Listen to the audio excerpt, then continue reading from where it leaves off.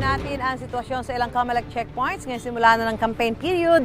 Live mula sa Maynila, may unang balita si Bam Alegre. Bam? Susan, good morning. Mas pinaiigting ang mga checkpoints lalo't simula na ang kampanya para sa eleksyon 2025. Karamihan sa mga security checkpoint ay hanggang 5 a.m. lang ang kanilang duration tuwing madaling araw. Visual check lamang ang isinasagawa. Bawal magpababa sa sasakyan.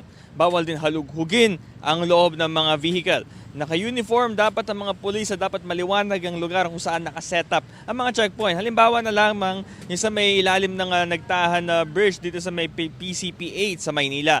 Ang mga motorista naiintindihan naman daw ang pangailangan sa checkpoint.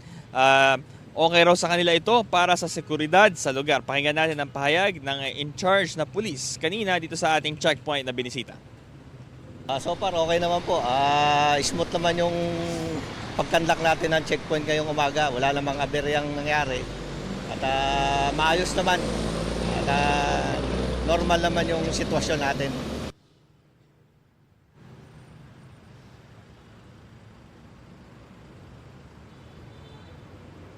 So Susan, bagamat yung ibang mga checkpoints hanggang 5 a.m. lang, yung ibang mga boundary checkpoints, halimbawa dito sa ating kinatatayuan sa pagitan ng San Juan at ng Santa Mesa, Maynila ay nananatili at may police visibility dito sa ating likuran sa mga oras na ito. At ang traffic situation dito ay moderate na rin yung daloy ng mga trapiko lalo't pasimula na rin ang rush hour. Ito ang unang balita mula rito sa San Juan, boundary ng Santa Mesa, Maynila. Bam Alegre para sa GMA Integrated News. Gusto mo bang mauna sa mga balita?